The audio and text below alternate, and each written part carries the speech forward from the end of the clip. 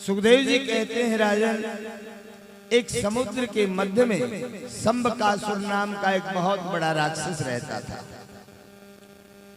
एक बार देव ऋषि नारद नारायण हरि का सुमरण करते हुए इधर से आ निकले। शंबकासुर ने देव ऋषि नारद का स्वागत किया, प्रणाम किया। पूछने लगे, देव ऋषि तुम तो त्रिकालदर्शी हो, थोड़ा बताओ ना हमारी मृत्यु किसके हाथ से है।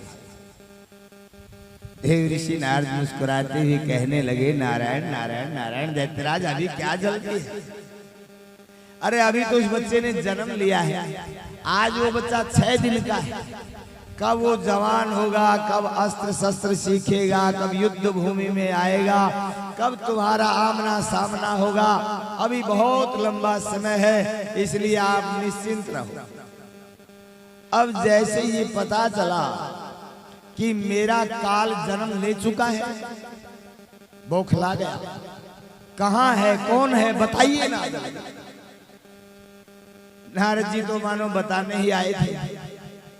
नारद जी ने कहा, द्वारिका में रुक्मणी के गर्भ से एक बच्चे ने जन्म लिया है, इसका नाम है प्रद्युम्न, और वो तुम्हारा काल है। इतना कहकर के देव ऋषि नारद तो नारायण हरि सुमन करते हुए ब्रह्मलोक की तरफ प्रस्थान कर गए। इधर शंबकासुर अपना विमान लेकर के आए, मायावी थे। अपनी माया से रुक्मणी के प्रसव महल में प्रवेश किया और सोए हुए बच्चे को उठा करके ले आए। जैसे ही समुद्र के ऊपर से जा रहे थे, बच्चा हाथ में था। बच्चे की सुंदरता को देख करके शंबकासुर एक बार तो प्रसन्न हुआ, मूर्तिमान हो गया। वारे प्रभु, कितना सुंदर बच्चा है, इसका एक एक अंग कितना सुडौल है। सुंदरता में मोहित हो गए, लेकिन कुछ देर के बाद आभास हुआ ये बच्चा तो मेरा काल है। जैसे याद आया तो देखने लगा, बच्चे में काल दिखाई देने लगा, और उसी समय शंबकासुर ने उस बच्चे को क्रोध में आकर जल में फेंक दिया। अरे दुष्ट, ऐसी सुंदरता किस काम की? एक बहुत बड़ी मछली का मुंह खुला था, उस मछली ने उस नवजात शिशु को निगल लिया। शंबकासुर निश्चिंत होकर के राज्य में रहने लगा। इधर एक मछुआरे ने जाल फेंका, जाल में वही बड़ी मछली आई। इतनी बड़ी मछली को देख करके मछुआरा बड़ा प्रसन्न हुआ। ये तो दैत्यराज शंबकासुर की पाकशाला में भेजी जाए, बहुत बड़ा इनाम मिलेगा। इतना सोच करके शंबकासुर की पाकशाला में रसोई में इस मछली को भेज दिया गया। शंबकासुर ने उनको बड़ा इनाम दिया। लेकिन यहाँ तो पाकशाला में कामदेव की पत्नी रति काम करती है। भाई, ये बहुत विस्तार की लीला है। जब भगवान शिव समाधि में थे, कामदेव ने समाधि को भंग किया था। वहां पर भगवान की दृष्टि से कामदेव जल करके भस्म हो चुके थे। रति ने रुदन किया, तो यहाँ भगवान ने वरदान दिया। बहुत विस्तार की लीला।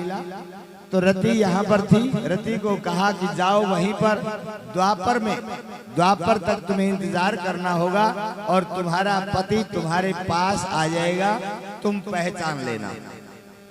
रति अपने पति को नित्य प्रति ढूंढती थी। आज उस मछली को चीरा गया, बच्चा निकला। बच्चे के शरीर के ऊपर जो अंग, कामदेव के शरीर पर जो अंग थे, जो निशान थे, जो चिन्ह थे, उन चिन्हों को उस बच्चे के शरीर पर देखा। देखते ही रति पहचान गई, ये तो कामदेव है, मेरा पति है। छुप करके उस बच्चे का लालन पालन करने लगी। शंबकासुर को कोई पता नहीं चला। रति को मोहनात्मिका विद्या का ज्ञान था। अपनी मोहनात्मिका विद्या से रति ने अपने पति को बहुत थोड़े समय पूर्ण किया, और जैसे ही पति पत्नी जैसे क्रीड़ा करते हैं, इस तरह का व्यवहार जब शुरू हुआ, ऐसा व्यवहार क्यों करती हो? रति ने सारा वृत्तांत बताया।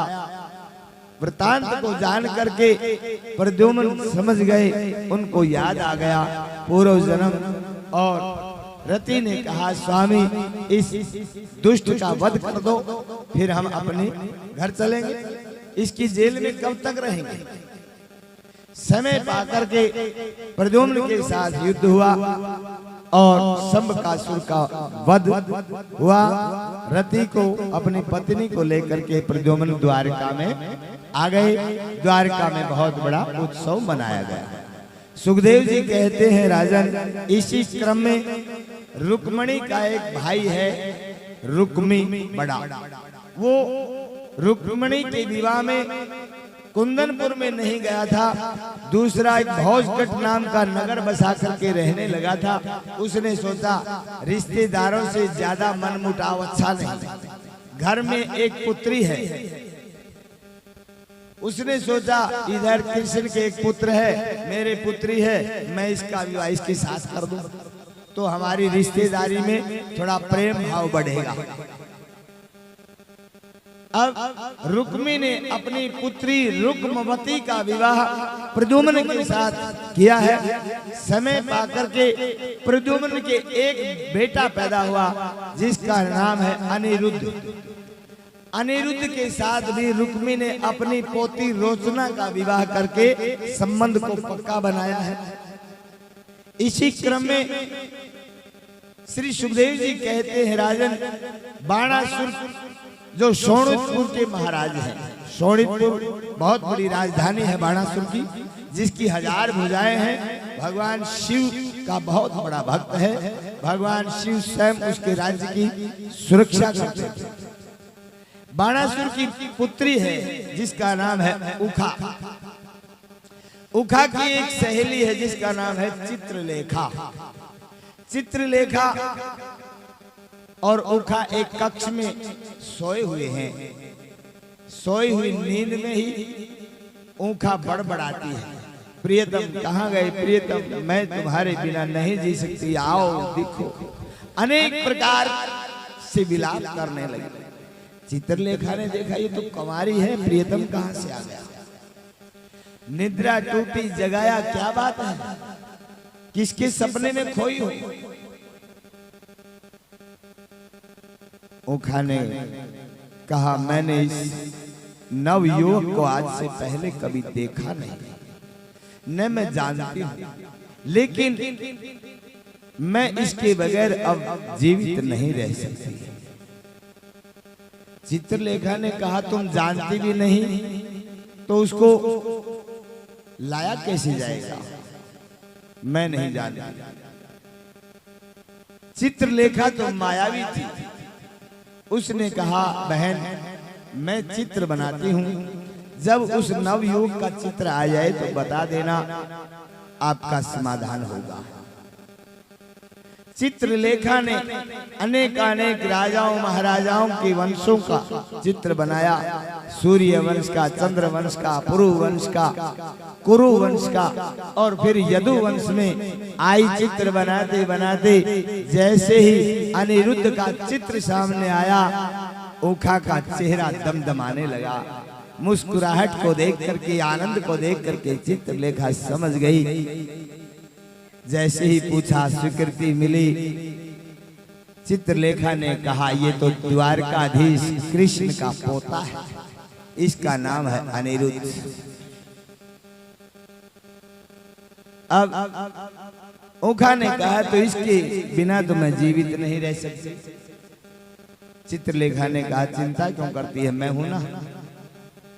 चित्रलेखा द्वारका में गई और सोए हुए अनिरुद्ध को अनिरुद्ध के कक्ष से उठा करके उखा के कक्ष में शोणितपुर में सुला दिया। अपने प्रियतम को पा करके उखा बड़ी प्रसन्न हुई। आमोद प्रमोद से नित्य नई क्रीड़ा होने लगी। दिन का रात का पता ही नहीं चला, कब दिन जाता है कब रात जाती है। एक दूसरे के भोग विलासों में रमण में इतने व्यस्त हो गए और परिणामतः ऊखा गर्भवती हो गई। अंगरक्षक जो सेवक थे उन्होंने ऊखा के शरीर की बनावट को देखा, बदलते हुए अंग और प्रत्यंगों को देखा। महाराज बाणासुर से जाकर के कहा, प्रभु आपकी बेटी के कक्ष में कोई नवयुवक है, हमें दिखाई तो नहीं देता लेकिन हमें संदेह है। बाणासुर ने जैसे ही पता लगाया कोठरी में डाल दिया गया। इधर द्वारिका में एक दिन नारद जी वीणा बजाते हुए नारायण नारायण नारायण हरि प्रभु के सामने ही प्रकट हुए। प्रभु बहुत बड़ी सभा में बैठे हैं, खिलखिला करके हंसने लगे। महाराज आपका इतना लंबा चौड़ा परिवार है, अगर परिवार में 2-4 आदमी गायब हो जाए तो पता चलता है आपको कि कोई द्वारिका में है भी या नहीं। प्रभु ने कहा, नारद पहेलियां मत बुझाओ, बताओ क्या बात है। नारद जी ने पूछा, नहीं प्रभु मैं तो वैसे पूछ रहा था, इतना लंबा चौड़ा परिवार भी किस काम का। अब 16,108 तो रानियां, हर रानी के 10-10 पुत्र, एक कन्या। अब गणित लगाओ, मैं तो जानता नहीं इतना, और उनके भी 10-10 पुत्र। तो नारद ने कहा कि इतना लंबा चौड़ा परिवार है, अगर 2-4 सदस्य दाएं बाएं हो जाएं तो क्या पता चलता है आपको। प्रभु ने पूछा, नारद बताओ बात क्या है। नारद ने कहा, तुम्हें इतना आभास नहीं, कितने दिनों से आपका पोता अनिरुद्ध बाणासुर की जेल में पड़ा है और तुम्हें आज तक ज्ञान नहीं कि घर का कोई सदस्य गायब है। प्रभु ने पूछताछ की कि हाँ अनिरुद्ध तो काफी दिन से नहीं है। नारद ने सारा वृतांत बताया कि बाणासुर की जेल में है, उसकी पुत्री उखा से प्रेम हो गया, और सारा वृतांत बता करके नारद जी तो